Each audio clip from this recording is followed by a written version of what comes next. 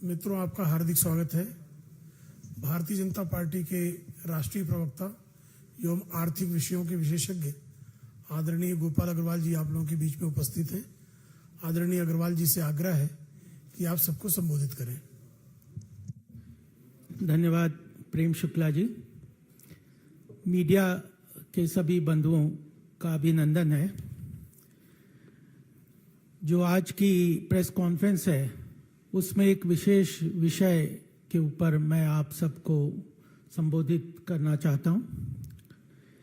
देखिए, पिछले कुछ सप्ताह की अगर आप रिपोर्ट्स देखेंगे और उन रिपोर्ट्स के अंदर जो डेटा रिलीज हुए हैं या जिस तरह से भारत की अर्थव्यवस्था मोदी जी के नेतृत्व में आगे बढ़ रही है, उसके बारे में ग्लोबल इंस्टीट्यूशंस के विचार अगर आप देखेंगे तो आपके ध्यान में कुछ बातें आएंगी जो मैं यहाँ पे आपके संज्ञान में लाना चाहता हूँ। कल एक बहुत महत्वपूर्ण डेटा सामने आया है और वह है कि भारत की इकोनॉमी जो जीडीपी है वह 3.75 ट्रिलियन यूएस डॉलर को क्रॉस कर गई है। ये अपने आप में बहुत ही महत्वपूर्ण जो है सूचना है। 2014 उसके पहले पिछले 60 वर्ष में ये 2 ट्रिलियन यूएस डॉलर थी, जो बढ़ के इतने कम समय में लगभग 3.75 ट्रिलियन डॉलर इकोनॉमी हो गई है।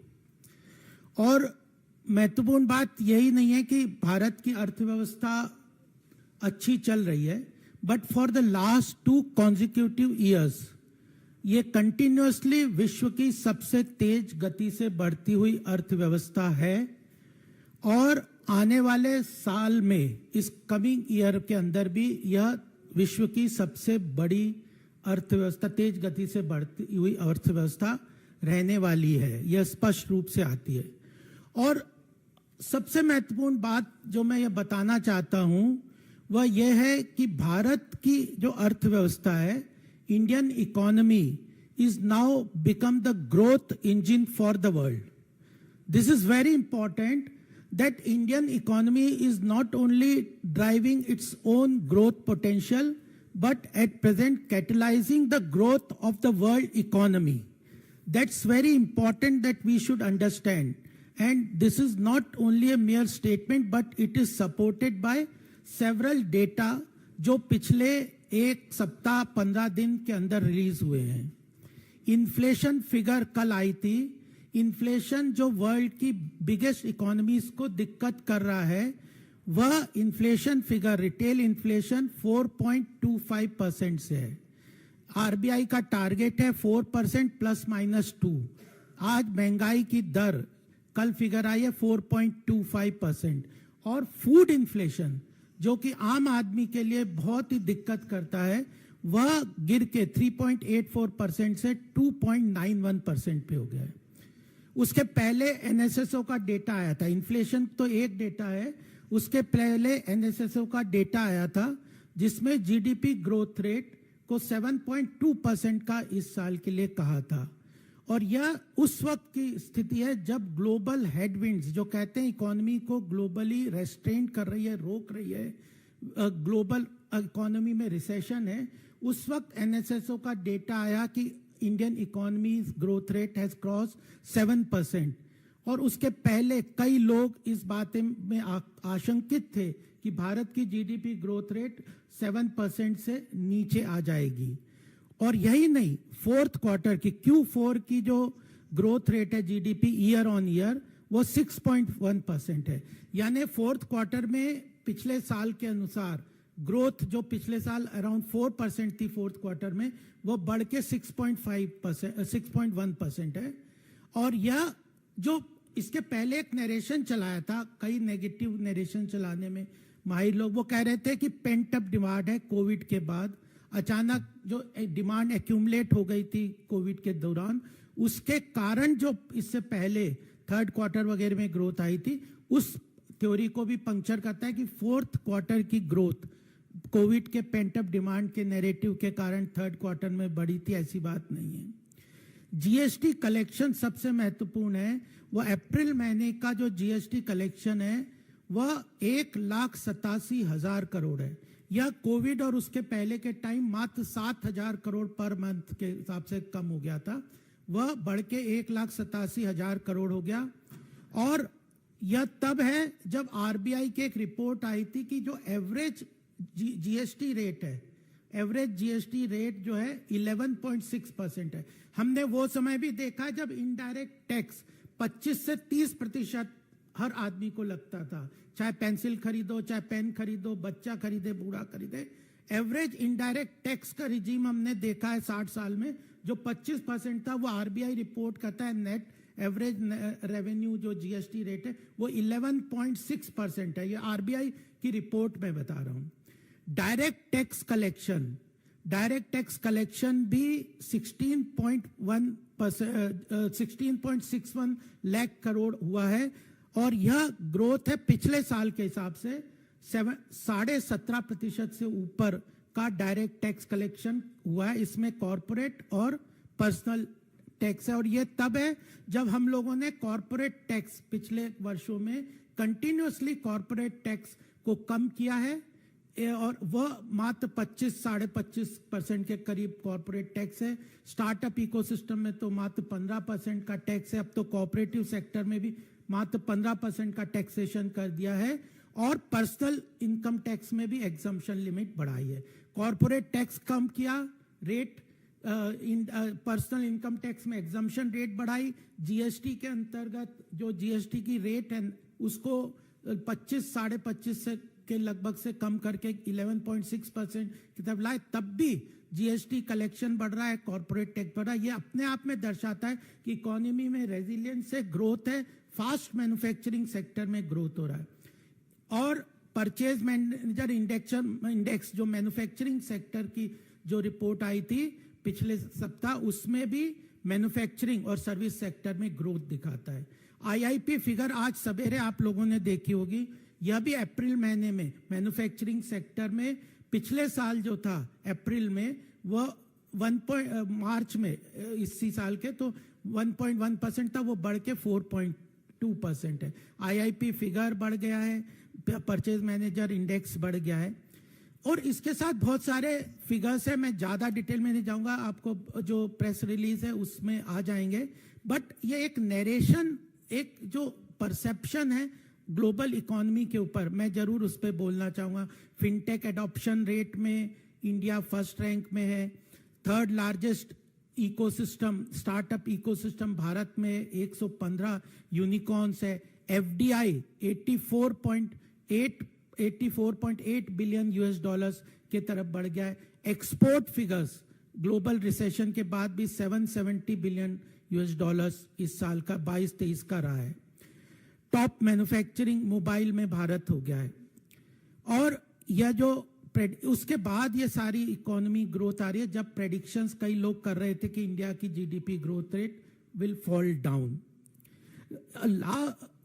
Important point that I want to tell is 2024 में जब हमारी सरकार आई थी तो 2-3 प्रॉब्लम महत्वपूर्ण थे। एक तो बैंकिंग सेक्टर में एनपीए बहुत ज्यादा दिक्कत कर रहे थे और बैड लोन्स थे। कॉर्पोरेट सेक्टर में ट्विन बैलेंस शीट प्रॉब्लम्स आप लोगों ने सुना होगा। बैलेंस शीट्स में ओवर लीवरेज थे, डेट और इक्विटी का बहुत ओवर लीवरेज कॉर्पोरेट सेक्टर था। इन 8-9 साल में सरकार ने बैंकिंग सेक्टर के रिफॉर्म्स को, चाहे एनपीए के रिजोल्यूशन के प्रोसेस को लेके, आईबीसी को लेके, बैंकों को कैपिटलाइज करके, ये दोनों महत्वपूर्ण कारण जो बैंकिंग सेक्टर को स्ट्रॉन्ग करने का इशू है, कैपिटलाइज करने का इशू है, उनके एनपीए को रिजॉल्व करने का जो काम है, और साथ में कॉर्पोरेट सेक्टर्स की बैलेंस शीट्स को डीलीवरेज किया।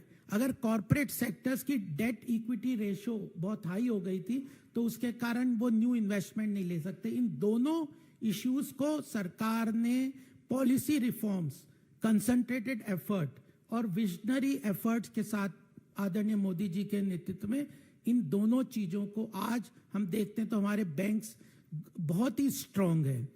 और यह आप देखिए आज अगर यूएस वगैरह की अगर आप इकोनॉमी में देखेंगे या यूरोप में, एक के बाद एक उनके बैंक्स फेल हो रहे हैं, उनके इंस्टीट्यूशंस इस वक्त इकोनॉमी में बैंकिंग सेक्टर को कंट्रोल करने या उनके इस प्रॉब्लम्स को सॉल्व करने में अनसक्सेसफुल हो रहे हैं। और इंडिया ने 2014 में मोदी जी के नेतृत्व में इतनी डिफिकल्ट सिचुएशन से हमारे बैंकिंग सेक्टर को निकाला, यह एक महत्वपूर्ण बात है।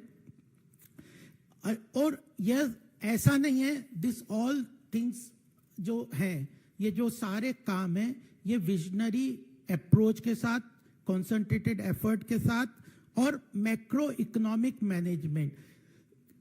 किसी भी देश की जो अर्थव्यवस्था है, 3 मेजर मैक्रो इकोनॉमिक पैरामीटर्स हैं जो उसकी अर्थव्यवस्था को ड्राइव करते हैं। एक इन्फ्लेशन, महंगाई की दर, दूसरा रिसेशन और तीसरा फिस्कल डेफिसिट। इन तीनों मैक्रो इकोनॉमिक पैरामीटर्स को आप देखेंगे तो भारत में इन्फ्लेशन अंडर कंट्रोल है, मैंने फिगर बताया। भारत आउटलायर है, इकोनॉमिक रिसेशन से बाहर निकला हुआ है।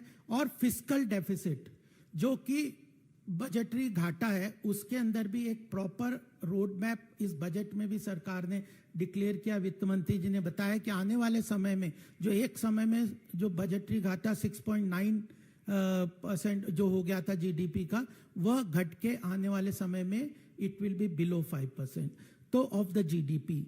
और ये इसको काउंट अगर हम देखेंगे, हमारे जो नेबरिंग 2-3 इकोनॉमी है, पोस्ट कोविड में जिस तरह से उन इकोनॉमी में अगर हम कंपेयर करें इंडिया को, तो Sri Lanka has already defaulted in its sovereign date.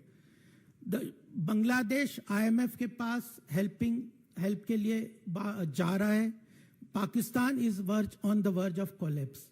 यह मैं लार्ज इकोनॉमीज, मेजर इकोनॉमीज के बारे में बता रहा हूं कि US is under inflation of more than 40 years, it is facing that recession.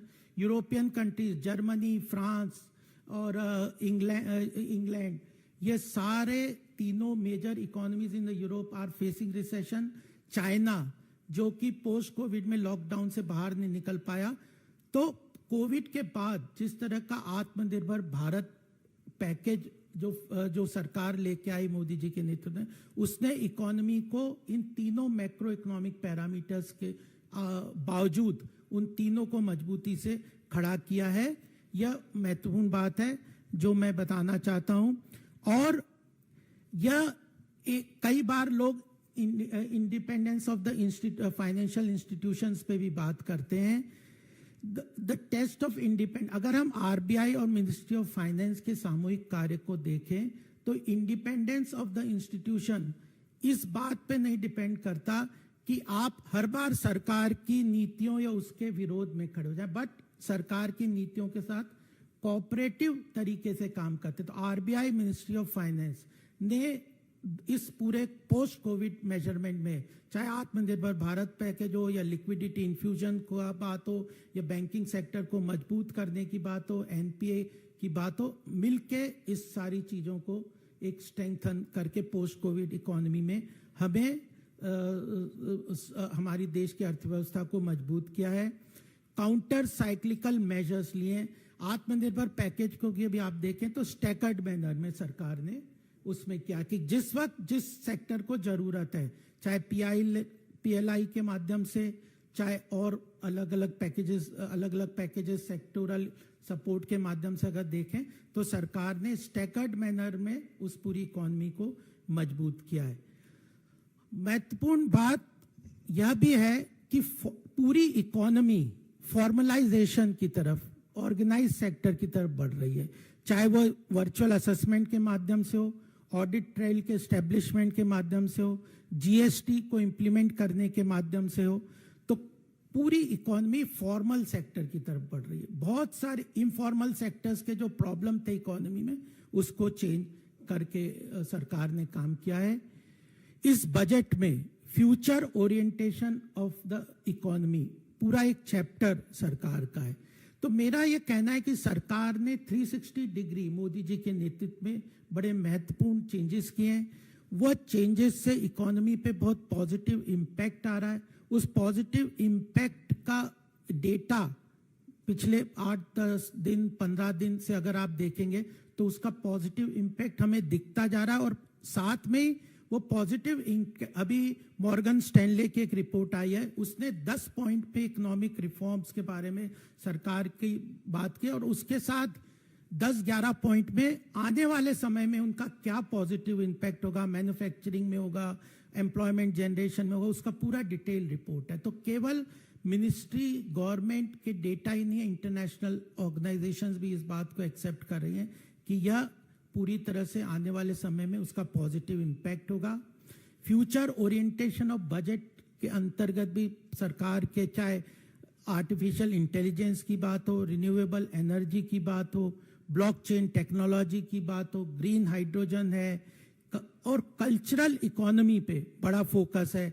Art, culture, music, dance, food, festival, architecture, tourism, ये एरियाज हैं जहां पे भारत की इकोनॉमी बड़ी तेजी से आगे बढ़ सकते हैं। इन सब के ऊपर सरकार का पूरा सपोर्टिव मैकेनिज्म है।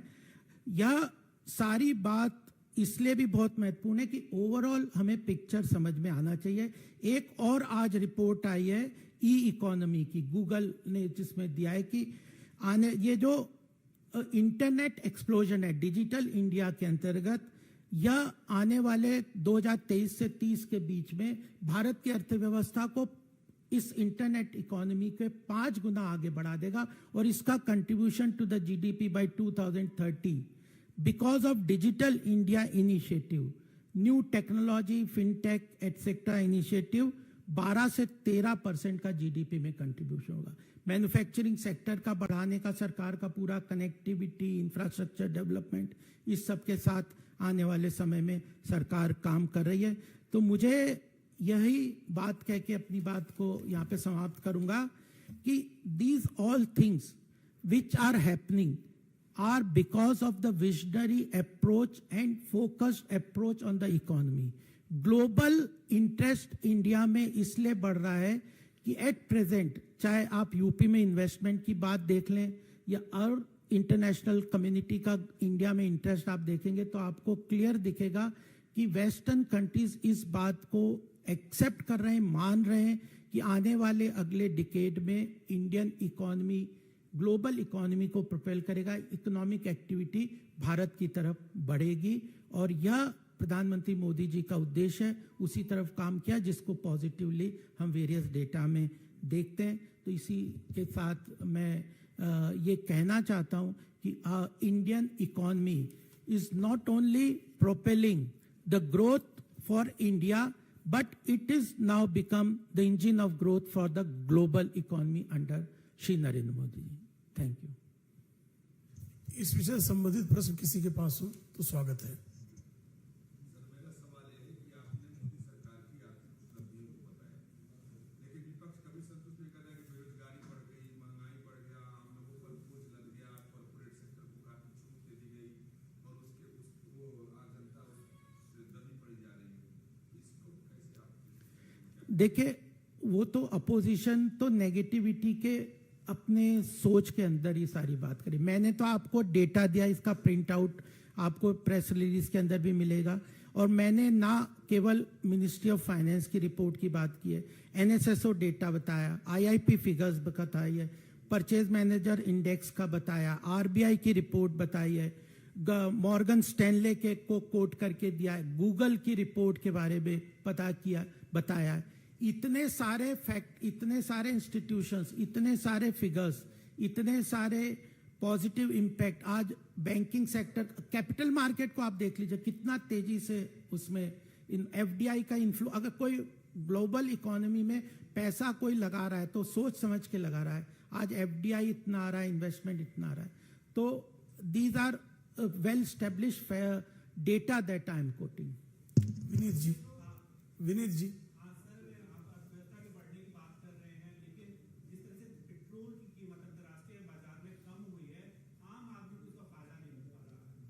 नहीं, देखिए, हरदीप पुरी जी ने इसके ऊपर 2-3 दिन पहले स्टेटमेंट दिया है, क्योंकि ओएमसी जो ऑयल मैन्युफैक्चर जो कंपनीज हैं, उनका पिछले साल एक्यूमुलेटेड लॉसेस बहुत था, और इसके कारण वो पिछले साल के लॉसेस, एक्यूमुलेटेड लॉसेस को अब वाइप आउट होने के बाद उन्होंने कहा है कि मिनिस्ट्री इस बात को देख रही है कि ऑयल के प्राइसेस कम होने चाहिए। हरदीप पुरी जी का स्टेटमेंट इसमें आया है। सुजीत ठाकुर जी।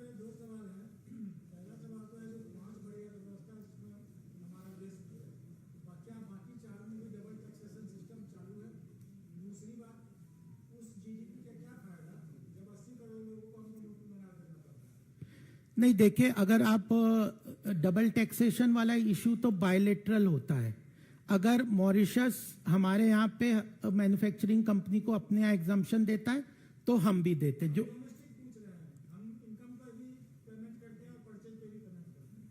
नहीं, इनकम और परचेज जो ये जो एक्सपेंडिचर की बात करें, हमारे यहाँ पे इनकम पे ही टैक्सेशन है।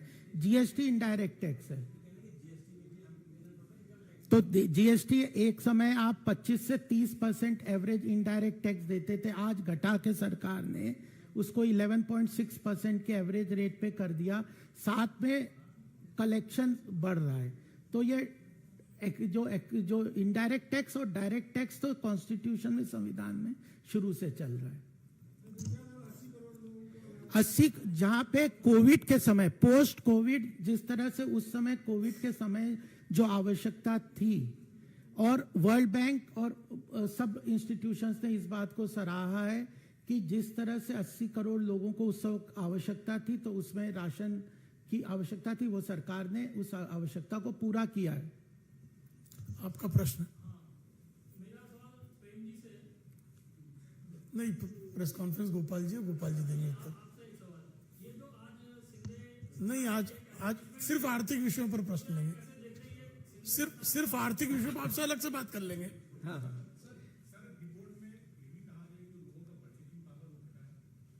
परचेसिंग पावर तो बढ़ ही रहा है। परचेसिंग पावर अगर आप देखेंगे, इनकम भी बढ़ रही है, परचेसिंग पावर भी बढ़ रही है। तो परचेसिंग जैसे जो कॉस्ट कम होती है तो वो बेनिफिट होता है ये लोगों को। हाँ।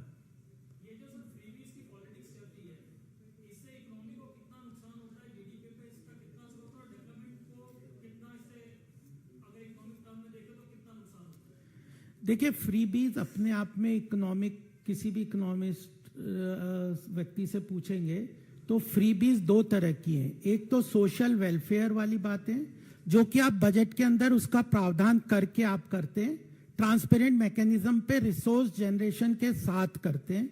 एक है कि आप, एक तो पॉलिटिकल फ्रीबीज है कि आपने अनाउंस कर दिया, उसको इंप्लीमेंट ही नहीं कर दिया, जैसे कि कांग्रेस और इसकी पार्टीज करते, कई जगह अनाउंस कर दिए, उसके बाद इंप्लीमेंटेशन के लिए कोई ना रोड मैप है ना इंप्लीमेंट करना है। दूसरा है सोशल वेलफेयर का, जिस तरह से पिछले प्रधानमंत्री मोदी जी ने बताया कि पिछले 9 वर्ष में 29 लाख करोड़ का सरकार ने डायरेक्ट बेनिफिट के माध्यम से, जन कल्याणकारी योजनाओं के माध्यम से जनता को बेनिफिट दिया है, लीकेज प्रूफ, करप्शन फ्री। अगर पहले के फिगर्स आप देखें तो मात्र इसमें से 15% जनता को जाता।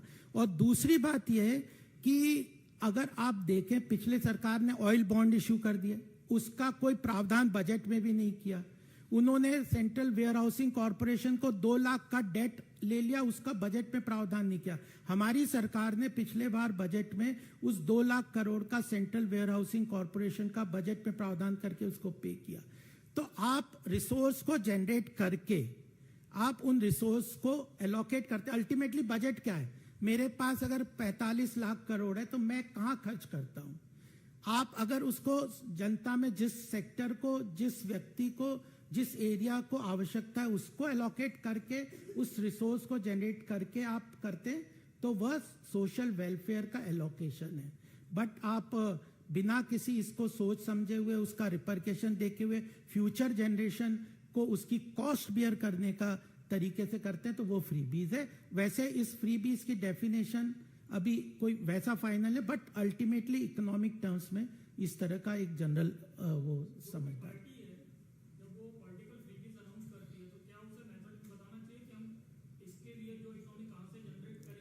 बिल्कुल, अगर पंजाब में आप देखें 3-4 लाख करोड़ का आपके पास डेट है और आप कह रहे हो हम ये फ्री देंगे वो देंगे, आप डेट को तो देखोगे ना।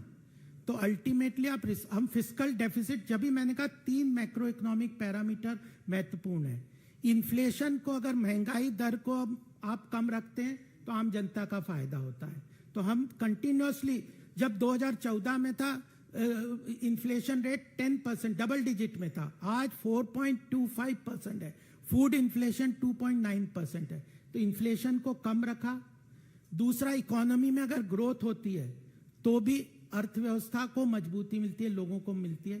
थर्ड है कि आप फिस्कल डेफिसिट, बजटरी घाटे को भी कंट्रोल रखते हैं। ये तीनों मैक्रो इकोनॉमिक पैरामीटर को एक साथ मिला के आप चलते हैं तो अर्थव्यवस्था अच्छी बढ़ती है। हाँ,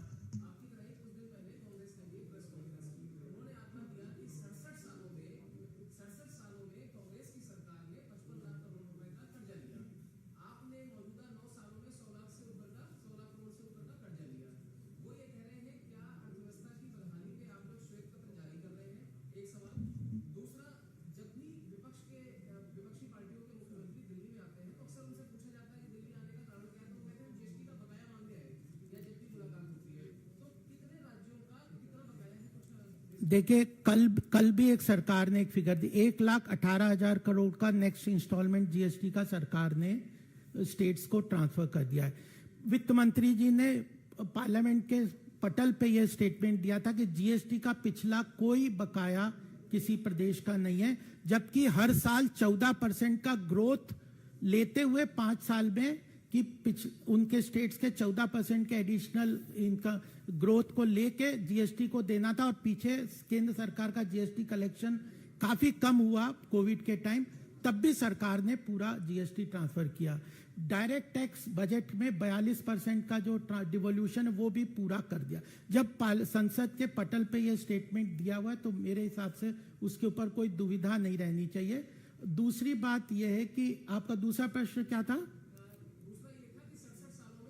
हाँ, ये जो आप जो डेट टू जीडीपी रेशियो की बात करें, देखिए अल्टीमेटली एब्सोल्यूट फिगर में बढ़ गया, लेकिन आप उस समय डेट और उस समय की जीडीपी 55 साल में एक समय तक आप, मैंने कहा 60 साल में आपकी GDP growth rate I $2 trillion की, और पिछले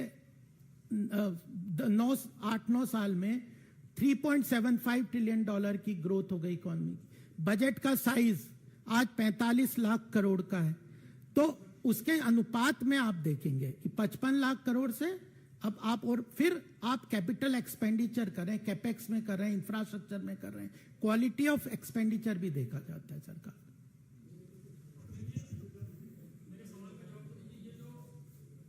प्रेस जो है आदरणीय गोपाल जी, मैं आपसे अलग से बात कर लूंगा।